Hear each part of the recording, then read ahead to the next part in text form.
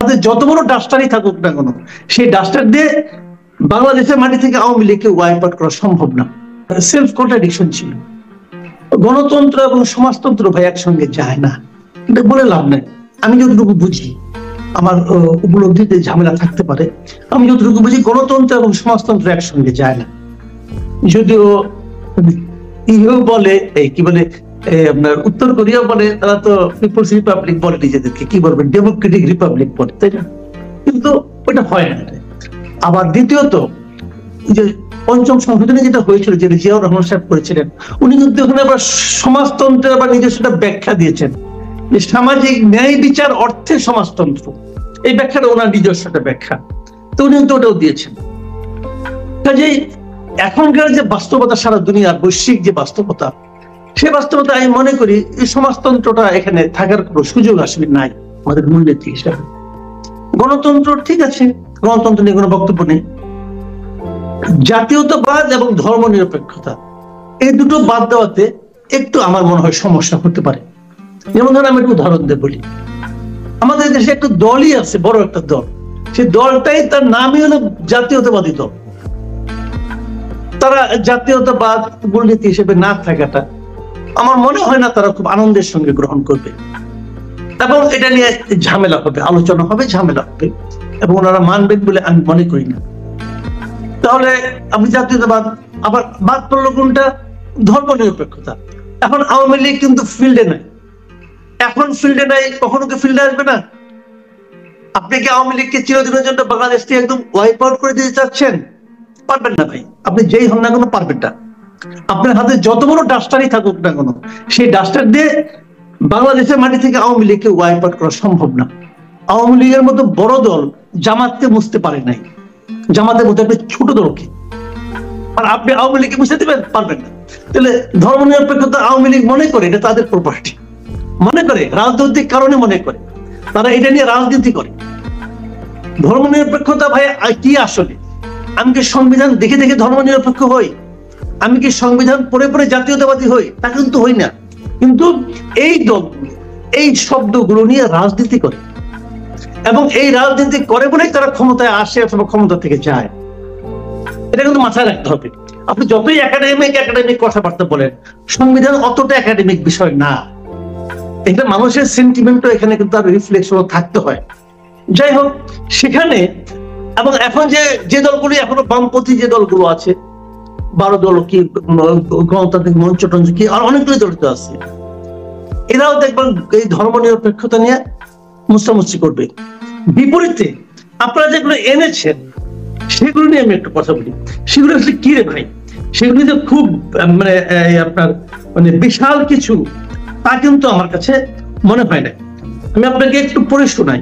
যেগুলো বলা হচ্ছে: সাম্য, মানবিক মর্যাদা, সামাজিক সুবিচার, বহুত্ববাদ ও গণতন্ত্র, এই 5টা হলো নতুন তাদের প্রস্তাবিত মূলনীতি। গণতন্ত্র এবং বহুত্ববাদ আমার খুব পছন্দের। এই দুটো শব্দ যে অর্থ বহন করে আমার কাছে, এটা ভিন্ন ভিন্ন মানুষের কাছে ভিন্ন ভিন্ন অর্থ বহন করতে পারে। আমার কাছে যে অর্থ বহন করে আমি এতে হ্যাপি। বাকি যে 3টা, সাম্য, মানবিক মর্যাদা, সামাজিক সুবিচার, এই 3টা তো আমার কাছে একই রকম মনে হচ্ছে। সামাজিক সুবিচার থাকে, সাম্যের সমস্যাটা কোথায়? যেখানে সামাজিক সুবিচার আছে, আপনি একটা বলেন তো, ভাবেন তো, আপনি একটা ইমাজিন করেন যে একটা দেশের সাম্য নাই কিন্তু সামাজিক সুবিচার আছে। সম্ভব? কিভাবে সম্ভব? সামাজিক সুবিচারই তো সাম্য।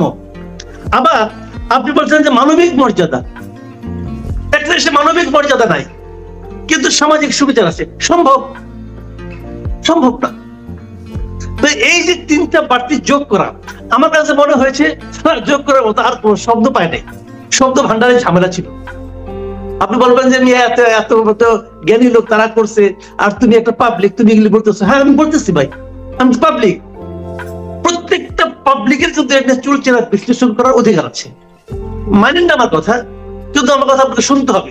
আমি এভাবেই ভাবি যে এই 3টা, আপনি যে 2টাকে বাদ দিয়েছেন, বাদ দিয়ে যে 3টা এনেছেন, তবে যে 4টা এনেছেন, আহামরি কিছু আনেন না। সমাজতন্ত্র বাদ দেওয়া নিয়ে আমার কোনো আপত্তি নেই, ঠিক আছে।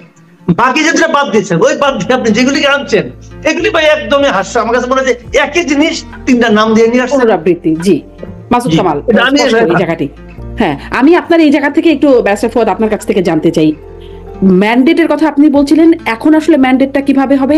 রাজনৈতিক ঐক্যমতের কথা বলছিলেন মাসুদ কামাল, যেটি বললেন আওয়ামী লীগকে বাদ দিয়ে এটি আসলে হবে না, আওয়ামী লীগকে মুছে ফেলা সম্ভব না, এটিও আবার ভবিষ্যতে সমস্যার কারণ হয়ে দাঁড়াবে কি? দেখেন, গণ অভ্যুত্থানের পরাজিত শক্তি বাংলাদেশে কোনো ফর্মে একসময় ফিরবে কিনা সেই রকম একটা রিমোট রিয়ালিটি গণ অভ্যুত্থানের বিজয়ী শক্তির কাছে বিবেচ্য বিষয় হয় না ইমিডিয়েটলি।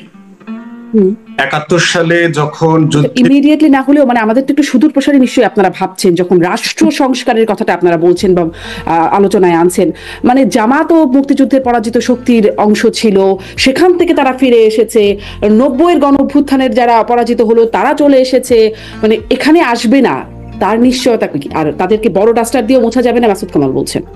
একটা বিষয় হচ্ছে জামাত ক্ষমতায় আসে নাই ৭১ সালের পরবর্তীতে, সে রাজনীতি করতে পারেনি আসলে, তার একটা জোট করে এসেছে ক্ষমতায়, তার একটা শক্তিশালী সংগঠন আছে, কিন্তু তার বাংলাদেশে কখনো রাজনীতি ছিল না এবং ক্ষমতায় আসবার মতো সক্ষমতাও তার তৈরি হয়নি। তার ১৫-২০টা সিট, এখন ১৫-২০টা সিট তো অনেক খুচরা খাসরা দলের বিভিন্ন সময় তৈরি হয়েছে, সেটার মধ্য দিয়ে কারো রাষ্ট্রে ক্ষমতায় আরোপণ করবার জায়গা তৈরি হয় না। এরশাদ ফিরে আসছে, একজনের দয়া দাক্ষিণ্যে ফিরে আসছে, এবং এরশাদের সাথে ৯০ সাথে আপনি ২৪-কে মেলাতে পারবেন না।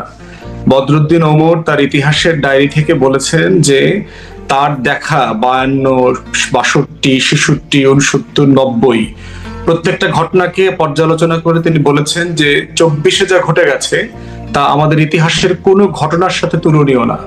এই লেভেলের ইনভলভমেন্ট তরুণদের তারা অন্য কোনো আন্দোলনে গণ অভ্যুত্থানে আমরা দেখি নাই। ৯০-তেও যারা বেঁচে আছেন, মাসুদ ভাইরা তখন ইয়াং ছিলেন, জিজ্ঞেস করেন ঢাকা বিশ্ববিদ্যালয় সহ কয়েকটা বিশ্ববিদ্যালয় একটু মিছিল মিটিং ছাড়া তখন কিছুই হয়নি, সারা দেশের মানুষের এ ব্যাপারে কোনো ইনভলভমেন্টই ছিল না। তো সেই জায়গাতে এটা একদমই তুলনীয় একটা বিষয় না। প্রশ্ন হচ্ছে যে দল আকারে আওয়ামী লীগের ভবিষ্যৎ কি হবে, অথবা আওয়ামী লীগের নেতা কর্মীদের ভবিষ্যৎ কি হবে, আওয়ামী লীগের ভোটারদের কি হবে, সেটা একটা ডিফারেন্ট ডিসকাশন এবং একটা চলমান প্রসেস। এই আলোচনাটা চলছে আওয়ামী লীগকে নিয়ে কি করা হবে, কিন্তু আমরা যেটা দেখতে পাচ্ছি যে এই মূলনীতিগুলো এমন মূলনীতি যেটা সকল দল ওন করতে পারবে, কোনো সমস্যা দেখছি না আর কি। আপনি যদি ইসলামপন্থী একটা দলকেও জিজ্ঞেস করেন যে সাম্য, মানবিক মর্যাদা, সামাজিক সুবিচার নিয়ে কি ওনাদের ইসলামিক জায়গা থেকে কোনো ঝামেলা আছে কিনা, আপনি হিন্দু বৌদ্ধ খ্রিস্টান ঐক্য পরিষদ অথবা পাহাড়িদেরকে জিজ্ঞেস করেন এই শব্দগুলোর সাথে তাদের কোনো সমস্যা আছে কিনা, আপনি তো থাকতেও পারে না ব্যারিস্টার ফুয়াদ, ধর্ম নিরপেক্ষতা নাই না, আসবে এই রিকমেন্ডেশন নিয়ে, এটাই তো তর্কটা হবে, এটাই তো আলাপ হবে। কিন্তু আমি দেখতে পাচ্ছি যে সকল মহলের আইডিওলজিক্যাল পড়াশোনার জায়গা থেকে যে এগুলো এমন কিছু শব্দ যে শব্দটাতে সকল পক্ষ একত্রিত হতে পারে, যে কারণেই কিন্তু আপনার মুক্তিযুদ্ধে অত্যন্ত মানে কেয়ারফুললি এই শব্দগুলো স্বাধীনতার ঘোষণাপত্রে উল্লেখ করা ছিল, ৩টা বৈশিষ্ট্যের কথা, ৩টা মূলনীতির কথা।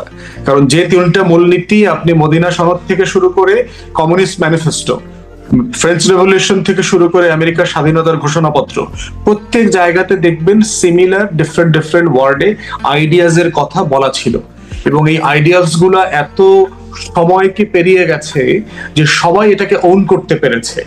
যেটা আপনি ধরেন বাঙালি জাতীয়তাবাদ নিয়ে অথবা যে কোনো জাতীয়তাবাদ নিয়ে, রাষ্ট্র তৈরি হবার আগে জাতীয়তাবাদ লাগে, এটা মাসুদ ভাই হয়তো আর একটু বিবেচনা করবেন। রাষ্ট্র হওয়ার পরে জাতীয়তাবাদ দরকার হয় না, তখন দরকার হচ্ছে রাষ্ট্রের পুনর্গঠন। আমার ৭১-এর আগে আমার জাতীয়তাবাদ দরকার ছিল, যে আমি কিসের ভিত্তিতে আগের রাষ্ট্র কাঠামো থেকে বেরোয় আসবো। ও পাঞ্জাবি বলছে নিজেকে, ও নিজেকে সিন্ধি বলছে, তো আমি বলছি আমি বাঙালি, তো তোমার রাষ্ট্র আছে বলে আমি তোর রাষ্ট্র বানাবো। তো এই প্রশ্নে জাতীয়তাবাদটা দরকার ছিল। আজকের বাংলাদেশে কোনো জাতীয়তাবাদ দরকার নাই, আমরা সবাই বাংলাদেশী এখন। অতএব এই জাতীয়তাবাদের আলাপটা হচ্ছে একটা মানে একটা শোভিনিস্ট উগ্র। ধরেন এখনো যারা পাহাড়ি জনগোষ্ঠী আছে বা ক্ষুদ্র নৃগোষ্ঠী, আদিবাসী, নানান নামে আমরা তাদেরকে ডাকি, তারাও বিভিন্ন ভাষা বলে, তো তারাও তো ওই যে বাংলাদেশি জাতীয়তাবাদের মধ্যে পড়ে। এই বিষয়টা আপনি বলছিলেন যে পাঞ্জাবি বলে, ও অন্য একটা ভাষা বলে, তো তারাও ভিন্ন ভাষাভাষী মানুষ, সবাই বাংলা বলে না। তো বললে একটা টেরিটরিকে মিন করে। আপনি যখন আমেরিকান বলেন নিজেকে, আপনি তখন একটা টেরিটরিকে মিন করেন, আপনি নিজেকে হিসপানিক মনে করেন না, আপনি তখন নিজেকে কিন্তু সাউথ এশিয়ান মনে করেন না, আপনি তখন নিজেকে ইন্ডিয়ান মনে করেন না। তো এই আইডেন্টিটির একটা তফাৎ আছে। বাংলাদেশি বলতে আমরা একটা টেরিটরি বোঝাচ্ছি, একটা ভূখণ্ড, যে এই ভূখণ্ডে যারা বাস করছেন তারা বাংলাদেশি। কিন্তু যিনি এখানে বাঙালি আছেন, বাঙালির আবার একটা এথনিসিটি আছে। যেভাবে আপনি আমেরিকাতে হিস্পানিক আমেরিকান বলছেন, ল্যাটিনো আমেরিকান বলছেন, আরব আমেরিকান বলছেন, ইন্ডিয়ান আমেরিকান বলছেন, অথবা আফ্রো ক্যারিবিয়ান আমেরিকান বলছেন, তো সেই জায়গাতে এই বহুত্ববাদ শব্দের মধ্য দিয়ে বরং আমি দেখতে পাচ্ছি বাংলাদেশের সকল জাতিসত্তাকে একটা সম্মানজনক অবস্থা দেবার একটা মূলনীতি ঘোষণা করা হয়েছে, যেখানে প্রত্যেকেই বাংলাদেশী তার নিজস্ব আইডেন্টিটিকে ধারণ করে। এটাই হচ্ছে বহুত্ববাদ, এটাই মাল্টিকালচারাল। আপনার বক্তব্যটা স্পষ্ট, কিন্তু আমি এখানেও একটু আপনার কাছে আর একটু জেনে নিতে চাই যে অতীতে বলছিলেন যে ম্যান্ডেট নেয়নি সংবিধানে, এখন আসলে ম্যান্ডেটটা কিভাবে নেওয়া সম্ভব? আর ঐক্যমতের ভিত্তিতে হবে। মাসুদ কামাল যে সংখ্যাটার কথা আগেই বলছেন যে ঝামেলা হবে কিছু বিষয় কথা উল্লেখ করে, সেখানে ঐক্যমতটাই বা কিভাবে সম্ভব? ঐক্যমতের কয়েকটা স্টেজ আছে। প্রথমটা হচ্ছে যে সরকার এখন পলিটিক্যাল পার্টি এবং অংশীজন যারা আছেন, সিভিল সোসাইটি, ছাত্ররা, নাগরিক কমিটি, সকল ছাত্র আন্দোলন, সবার সাথে বসবেন, কথা বলবেন। এবং প্রফেসর ইউনূস কিন্তু বারবার উপদেষ্টারা বলেছেন যে মিনিমাম যতটুকুর উপরে সবাই একমত হয় অতটুকু আমরা বাস্তবায়ন করে যাব। এখন এই কনসালটেশন পিরিয়ডটা হচ্ছে মাথায় রাখতে হবে যে এটা কিন্তু লম্বা পিরিয়ড। এটা অন্তর্বর্তীকালীন সরকারের মধ্যে এটা সমাধান হতে পারে, অথবা এটা